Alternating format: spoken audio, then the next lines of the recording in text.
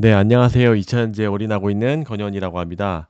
오늘은 사실 24년도 마지막 장날이었기 때문에 사실 25년도에 대해서 이야기를 하는 것이 더 맞다고는 생각이 들지만 오늘 좀 중요한 공시 같은 것들이 나와서 그 이유에 대해서 좀 분석을 해보고 LNF의 최근 부진에 대해서 한번 좀 말씀을 드려보도록 하겠습니다. 타이틀은 포스코 퓨처엠 vs LNF 파나소닉 4680에 누가 납품할까 이런 식으로 좀 제목을 뽑아봤고요. 음, 이게 왜 말씀을 드리냐면 오늘 포스코 퓨처엠에서 장 종료 후에 한 5시쯤에 공시가 나왔습니다. 이 얘기는 어느 업체, 회사와의 관계와 판매 공급 지역과 계약 기간을 밝힐 수 없는 기존의 공시 내용을 6개월간 더 미뤄주는 내용입니다. 이게 지금 기존에 내왔던 내용인데 그때 1조 얼마 1, 2조 정도 됐었던 것 같은데 이게 원래는 24년도 12월 31일까지 나왔습니다. 그래서 제가 지난 방송에 한번 언급을 했었는데 얘네들이 12월 31일까지 계약이 완벽하게 메이드가 됐으면 우리가 메이드 됐다. 그 전에 사실 확정 공시를 냈었겠지만 좀 안 될 가능성이 사실 높다고 봤습니다. 그래가지고 12월 31일 날 어떻게 나오는지를 좀 지켜봤었는데 6개월 뒤로 더 미뤄진 겁니다. 사실 이거는 포스코 퓨처엠은 더 시간을 벌어 주었다라고 생각이 됩니다. 개인적으로는 원래는 제가 지난 방송에도 말씀드렸지만 포스코 퓨처엠하고 LNF의 기술력으로 봤을 때는 제 LNF IR과의 통화 내용도 한번 말씀드렸지만 LNF의 기술력이 훨씬 더 좋습니다. 실제로 파나소닉 4680에서도 양극재가 필요한데 스미모토에서 그 하이니켈을 맞춰주지 못하기 때문에 하이니켈 단결정 수준을 맞춰주지 못하기 때문에 국내 업체를 물색을 했던 거고 그 후보지로는 LNF하고 포스코 퓨처엠이 있었습니다. 근데 포스코 퓨처엠이 더 우월한 지금 방향으로 가고 있다라고 봐야 될 것 같습니다.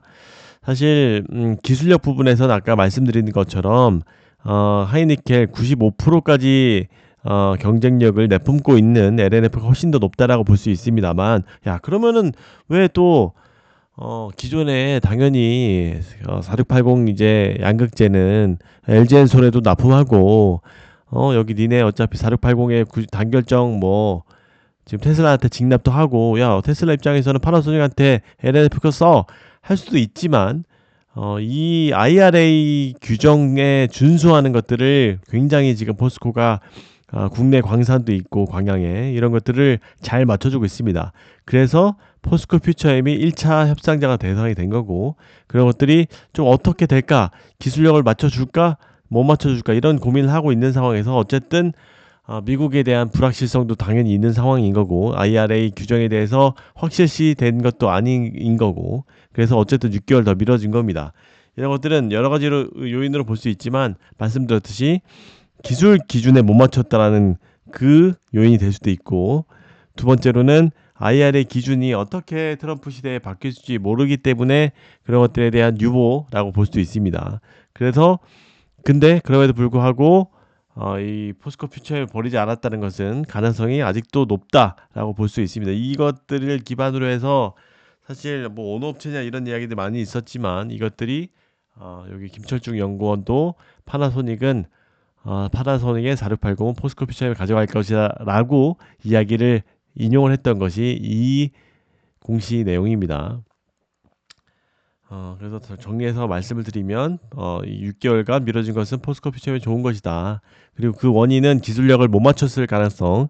두 번째로 IRA의 기준에 대해서 아직 확실시 된 것들이 아니기 때문에 왜 그러면 포스코 퓨처엠 하냐? 기술력 때문이 아니라 이 IRA 기준에 잘 맞추는 부합하는 미국에 납품을 해야 되는 거잖아요. 미국 4680에 테슬라에 납품을 해야 되는 거니까. 그래서 사실 이게 포스코 퓨처엠 굉장히 중요한 계약이라고 할 수가 있습니다.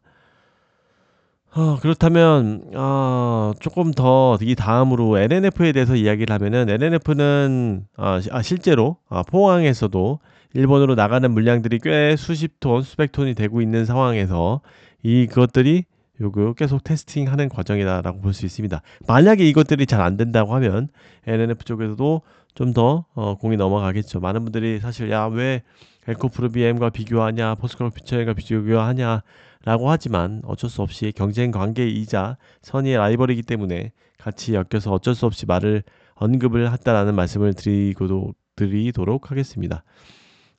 그래서 어쨌든 포스코 퓨처에서 가능성이 높다. 다만 LNF도 워낙 많이 이 파나소닉하고 테스트 과정을 지나왔기 때문에 가능성이 아직도 있긴 있는데 또 6개월이라는 또 시간이 있기 때문에 뭐 둘 다 사실 좋은 건 아닙니다. 야, 오늘 그래서 왜 또 LNF는 혼자 빠졌냐라고 해서 이거의 영향도 사실 조금 있다라고 볼 수도 있습니다. 제 개인적으로는 이것들이 조금 LNF 입장에서는 좀 기대할 수 있는 부분이었었는데 이런 것들이 좀 시장에 퍼졌는지 갑자기 2시부터 쭉 빠지더라고요. 물론 여러 가지 이유들이 여러분들이 있죠. 주주분들이 이야기 많이 하시는 게 4680에 문제가 있다라는 뉴스가 나왔었죠. 이거는 사실 며칠 전에 22일부터 나왔었던 건데 이런 것들이 쉬쉬하고 있다 테슬라에서 이런 뉴스가 오늘 또 한번 재탕 뉴스가 나왔죠. 이 이야기가 뭐냐면 4680 문제가 지금 원래 테슬라에서 4680을 만들어서 사이버 트럭에 공급을 하고 있는데 이 셀 덴트 현상 찌그러져 있는 것처럼 이 문제가 발견돼서 배터리 팩을 회수하고 교체하는 작업을 하고 있다. 그래서 테슬라 입장에서는 이미 인도된 사이버 트럭에서는 아직 발견되지는 않았고 출고 대기 중인 일버 사이버 트럭에 문제가 확인돼서 선제적으로 교체하는 거다라고 테슬라에서 밝혔지만 이런 것들에 의심을 제기하고 있고 혹시 이 LNF가 납품을 하고 있는 테슬라 4680에 이런 것들이 문제가 생긴 거 아니냐라는 문제 제기였습니다. 뭐 사실 이거는 시기적으로 2시부터 갑자기 빠진 것으로 봤을 때 아니라고 봅니다만 지금 사실 완벽하게 4680이 지금 테슬라 자체 중국 거 양극재를 쓰다가 LNF를 쓰는 것들이 완벽하게 전환 시점이 지금 확실치가 않죠. 그런 것들에 대해서 뭐 충분히 개연적으로 엮어볼 수는 있지만 제 개인적으로 이거는 아니라고 보고 있고 제 개인적으로는 요 세 번째 테슬라 인도량 이슈 때문에라고 생각합니다. 지금 이 1월 2일 날 테슬라 이벤트가 지금도 주가가 테슬라 빠지고 있는데 1월 2일 날, 즉 우리나라 1월 3일 날 새벽에 테슬라 4분기 인도량이 발표가 됩니다. 그것들에 따라서 또 테슬라 주가는 사실 좀 항상 출렁해 왔습니다. 물론 지금 올랐던 것들이 지금 FSD나 로봇 사이버캡이나 이런 것들의 이슈에 대해서 반응을 해서 이런 생산량은 이전보다는 인도량은 파급력이 없을 것이라고 생각을 합니다만 또 항상 또 뭐 10%씩 이상씩 빠졌던 적도 있으니까 그런 것들이 또 지금 테슬라 주가가 조금 많이 올라와 있던 바 이런 것들이 영향을 받을 수 있을 것이라고 생각합니다. 그래서 테슬라 인도량에 대해서 월가의 컨센은 51만 정도 미만이긴 하지만 지금 그것보다 더 안 될 것이라는 이야기들이 굉장히 많이 있습니다. 그래서 보면 여기에 대해서 예측을 잘하는 트로이는 51만 5천 대에 도달하는 것조차 어려울 것이다. 그래서 뭐 지금 기가 상하이 같은 경우는 굉장히 잘 되고 있습니다만 유럽하고 미국의 물량들이 좀 부진하고 있어서 조금 사실 좀 애매할 수 있는데 이거는 사실 맞추기는 쉽지는 않으니까 요거는 그대로 넘어가겠습니다. 그래서 이런 부분이 그래서 결론적으로 아까 말씀 다시 되돌아가서 테슬라 인도량이 좀 안 좋게 나오면 아무래도 인도량하고 가장 직접적인 영향이 있는 이게 테슬라 LG 에너지 솔루션 밸류체인에 영향이 있지 않나라는 생각이 좀 들기는 합니다. 그런 것들 때문에 이런 이벤트 드리븐에 대한 수요 때문에 이런 것들이 테슬라 실적이 안 좋을 것이라고 예상하고 있고 또 불확실성이 있을 것이라고 예상을 하고 있고 그런 상황에서 말일 내 마지막에 좀 이렇게 회수하는 그런 전략을 펼쳤지 않았나 생각이 됩니다. 물론 지금 지난번에 제가 IR에서도 이야기했듯이 지금 4680 쪽 말고 지금 모델 Y 쪽 이쪽이 지금 계속 생산량은 갑자기 이제 많이 늘고 있는데 지금 600대 수준까지 모델 Y의 기존의 생산량인 2600대의 33%까지 올라왔음에도 불구하고 이런 것들이 왜 아직도 니네가 납품을 하면 왜 그것들이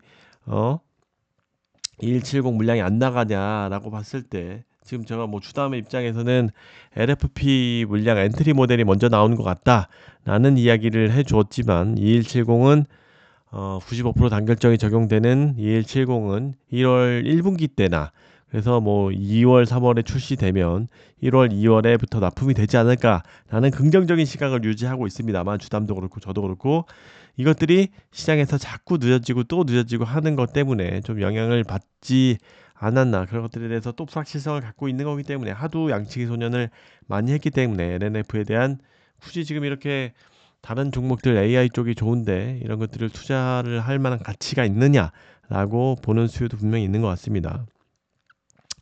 역시 다 이제 뭐 다 이런 것들이 실적으로 찍히지 않으면 그때까지도 아무도 확증을 할 수가 없는 겁니다. 지금 그래서 제가 이전 영상에 어저께 영상에 25년도에 뭐 미국은 뭐 20% 25% 신장, 유럽은 10%대 신장 이렇게 한병화 위원도 유진투자증권에 그렇게 이야기를 해서 지금이 좀 저평가다라고 말씀을 드리지만 또 누구는 또 김현수 연구원은 야 미국이 그렇게 신장 못해 10%밖에 신장 못해 이렇게 예측치가 있는 거고 그러면 지금 밸류가 또 높은 거고 뭐 이렇게 다 사실 수치가 확인되지 않으면 굉장히 어려운 상황이 또 올 수 있다 이렇게 많이 빠졌음에도 불구하고 물론 어느 정도 저점의 수치와 이런 것들이 주가는 많이 내려왔지만 이게 오늘 이렇게 참 어려운 상황 같습니다. 그래서 빨리 모델 Y가 팍팍 나와줬으면 좋겠습니다. 모델 Y 같은 경우에 이제 도로에도 많이 나오고 그런 모습들을 보이고 있습니다만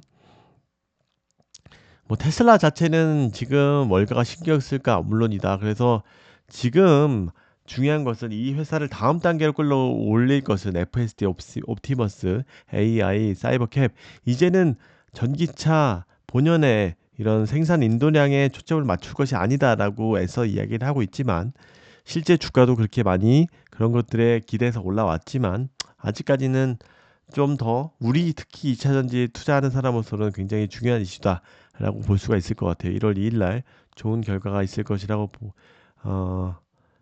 기대를 해보고 요 사이버 트럭은 제가 한번 지난번에 말씀을 다시 드린 것 같아서 오늘 말씀 안 드리고 4년이 이제 마무리가 됐습니다. 주가가 마지막 날임에도 불구하고 포스코 퓨처엠이나 LF 모두 다 좋지 않았습니다. 그래서 앞으로는 이런 것들이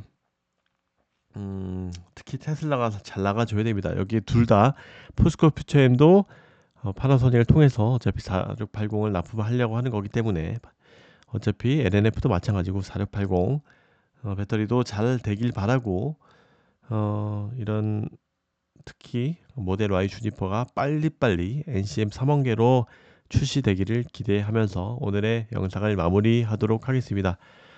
오늘 마지막 날 이렇게 영상이 릴리즈 될 것인데 좀 많은 분들의 관심과 사랑 부탁드리면서 제가 올 한 해 좀 이렇게 배터리가 이렇게 속수무책으로 내리는데 많은 역할을 하지 못하는 것 같아서 여러분들께 진심으로 저도 많은 피해를 봤었고 물론 테슬라가 좀 반등을 해줬었지만 저도 2차 전지에 투자를 워낙 많이 하고 있는 사람으로서 피해를 많이 봤었고 그런데 여러분들께도 이렇게 피해를 막지 못한 것 같아서 제가 방송을 그동안 많이 못했지만 다시 한번 이 자리를 빌어서 서제를 드리고 앞으로 이제 내년에는 더 좋은 일들만 남을 것이라고 지난 영상에도 말씀을 드렸지만 우리 모두 힘내서 전략을 잘 짜고 이제 뭐 너 내가 이 종목 깐다 이렇게 생각하지 마시고 특히 에코프로 같은 경우 굉장히 제가 많이 언급을 드렸는데 LNF도 마찬가지 떨어져서 할 말은 없지만 이제 다 열린 자세로 얘는 이렇게 생각하는구나 이렇게 받아주셨으면 좋겠습니다.